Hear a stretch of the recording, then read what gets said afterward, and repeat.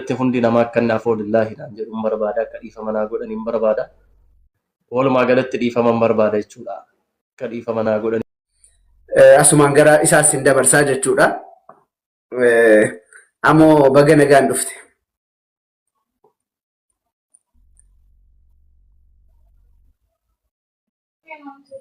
Baga nagaan eegdanii Ustaaz Abdii Ustaaz Fariyaanii notu jala kaa'uu dhiistan natti tola. Isaan gara irraa taa'ee dubbachuu waan natti hin baay'een fuula isaanii ilaaluun naqaaneessa dhugaa dubbachuudhaaf. Isaan gara irraa kaa'ee Abdii dhiifama.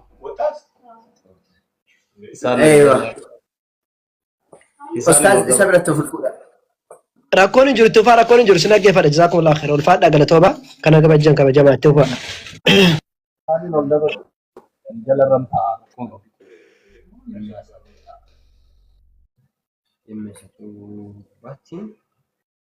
Okay, galatoomaa. Isaanin otoo ol dabarsite natti tola. Waan Ani hin danda'u. Aangoo isa kana isaantu qaba beektaa ani hin danda'u. Aangoo isa ol butuu isaan gabbutuu ol butuu hin danda'u. Asitti iddoo kanatti humna kootii yoo asitti. Okay, mashi bakkaan barbaanne na fakkaata.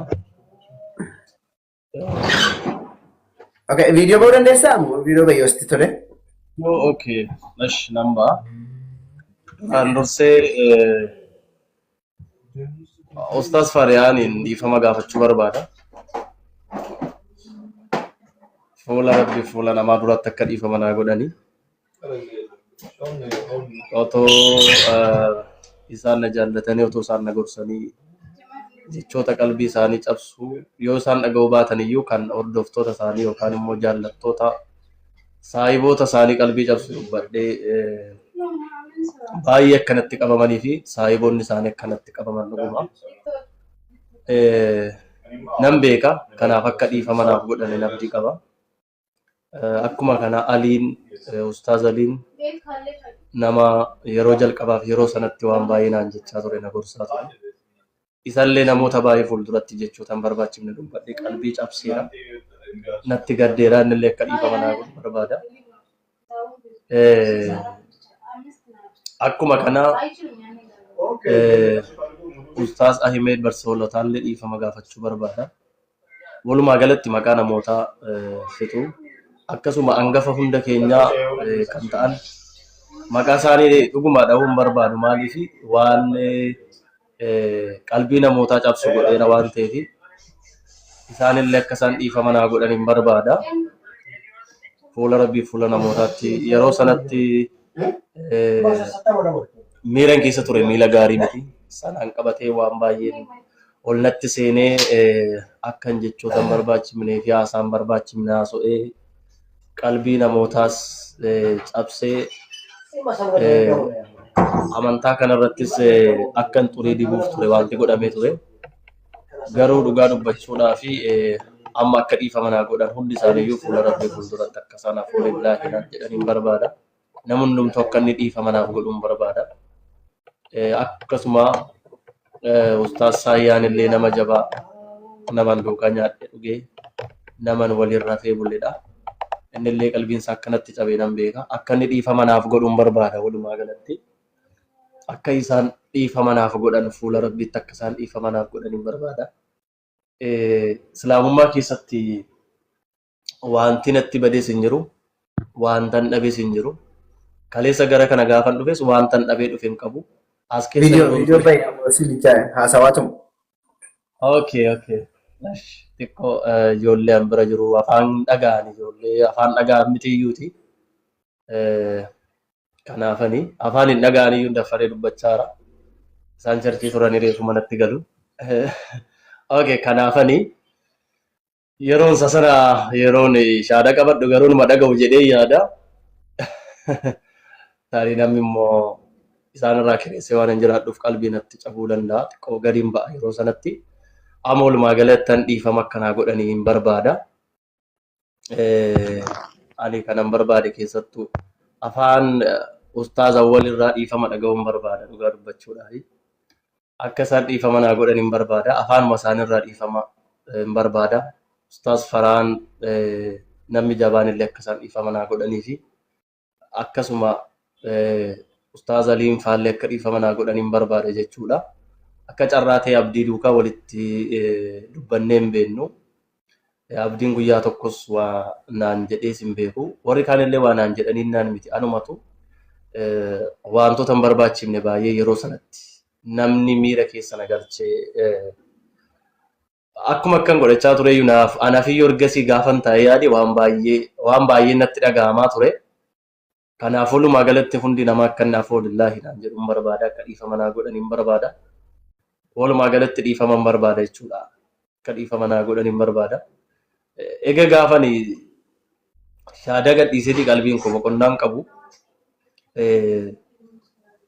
Kanaafuu waan qalbii koo na boqochiisu yeroo nashiidaa fa'aa dhaggeeffadhu qalbiin na boqota malee dhugaa dubbachuudhaaf qalbiin koo boqonnaan qabu. Kanaaf ammoo walumaa galatti akka dhiifama naaf godhaniin barbaada jechuudha.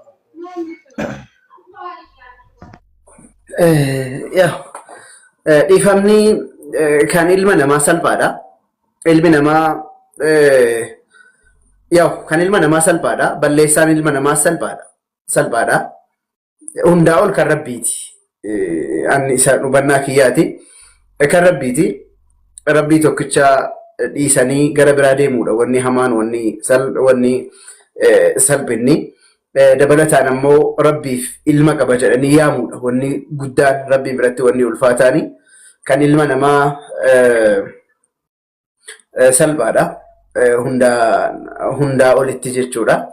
So kanaaf inshallah warri ati dhiifama gaafatte tarii inshallah sii dhiisu rabbi jedhe kan ilma namaatti hundaa olitti inshallah waan warri ana hangafaallee hundi as jiran waan ta'eef haa dubbatan inshallah biidhnillah.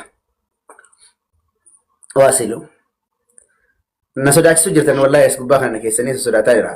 Tasfara. أشرا جزاكم الله خيرا أحسن الجزاء قالتهم أول فادة من قبل كينيا ندرما يو نمني مالو تقدي بمالين بكتو جدا نفكاتا بكام بكتو أنت مالين بكتو وي أفان ترتي كان بدان بيجو الربس دلاس وندا يباچو داف كان تشسدوف نمالي نمني فندرت تشسبه نن الربسيني نن تكيسيني أي بالم دركمدا نبيوني تكاتار مازغاني نبيوني تكاتار ما منتي كان سنو كنني نبي محمد بر نبي رب سبحانه وتعالى نبيوتون درا كبجس دركا كان كنفي الكان ساني چبا الرب سما مراتا دجچا وامك حركونا نمون وامك يچوني جرني سنو مجد ما دا منتين كو فينور كاگه نتمو وانجر نتي كنن سنه اوبسان بكا گومسا isa gahu barbaachisu akka go barbaanna mantiin kun malee namni arrabsee jennee naman jibbinu waanis na jabu moditarallee agaarraa qabanni moditara itiin qammishi amma daqiiqaa kana keettonni gatarraa kaaseen beeku malee nu arrabsee dheet akka moditarraa hin kaafne wallahi moditarra jira maaliif yaani namni nama arrabsuu danda'a wanna jechuu danda'a sanammoo dandeenya yoo hin taane islaamummaa kana galmaan gahuu hin dandeenyu wanti nuti beekuudhaa qabnu namni nu arrabsee jennee nama sana arrabsuu hin qabnu keessaa naqeetti barreessine arrabsine asirratti dhufeen arrabsine waan fedhellee yoo jedhe jechuudha. Bakka waan itti fakkaate namni jedheera waan sana inni jedhee jennee nuti immoo isa barsiisuuf deeme kaayyoo keenya dhiifne barumsa dhufne dhiisne arrabatti deemna taanaan arrabataa malee barumsi jedhamu nafaa jechuudha. Saniifuu isa dhagaa akka nama dhageenyettis arrabsama akka nama arrabsamnettis ta'a hundayyuu baadhachaa isinii galee maaltu jira seetan galma akka hin geenye waan baay'ee karaarra jira. Waan galma akkaatiin hin geenye si godhe sana irra dhaabbattee galma hin geessu taanaan waan ati galma akka hin geenye si godhe sun si gufatee si kofachiisa jechuudha. Fakkeenyaaf dhagaa wahii akka ati gufattuuf kuftuuf namni si jala kaa'e dhagaa sana fuutee bakka ittiin hin geessu taanaan bakka qaawwaa kee ittiin hin guuttattu taanaan ati galma gahuu hin dandeessu. Dhagaa sun gufuudha jettee dhagaa sana gufattee kufta taanaan garuu bakka sana gahuu hin dandeessu. Waan jireenya keessaniif hojii keessanitti daangaa danqaraa isinitti hunda irra dhaabbattanii mana keessan sana ijaarrachuu danda'uu qabdan malee dhagaa sana jalatti kuftee dhagaa sana baattachuudha hin qabdani dhagaa sin jala jiru fudhaa baadhadhaatii ittiin mana ijaarradhaa isiniin jechuu barbaada gara fuulduraattu waa hundumaayyuu ani rabbiif jecha fuutu hin laadheefiira silmas rabbumaaf jecha hojjenna waan ta'eef kabajni keenya homaadhaa miti kabaja kan rabbii dursa akkasii galatoomaa isiniin jedha sagantaa keessatti dhufa isin dhaggeeffadha inshaallah.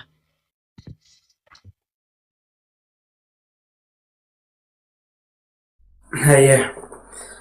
Egaa rabbiin waan isin balleessitan hundayyuu isiniif haa dhiisu isiniin jecha warri inni dhiifama isin gaafate illee hunduu rabbiin badii keessa isinii haa dhiisu dhiifama godhaa fi inshaallah amma waan takka inshaallah si gaafadhe itti intina jenna yoo jiraatte maayikii banadhuuti yoo dandeesse viidiyoo illee nuu bane.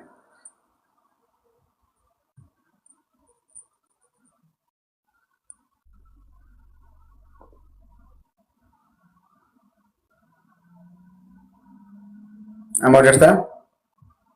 Abdii daqiiqaa tokko daqiiqaa lama amma sitti haasa'aa. Tole.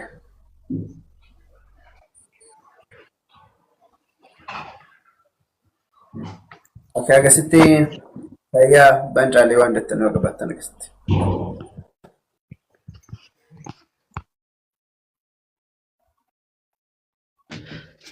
Obboleettiin kunis gaama Yesuus sa'uuna jechaa jirti asirra teessee ishees asumaan nyaanna yoo ta'u baate tattii kana haasofsiisnu Yesuus sa'uuna nuun jettee dhaggeeffataa oolte Amaariffaan barsiisna amma inni dhufutti yoo wandeedha. Dhugaa siiti. Taannechi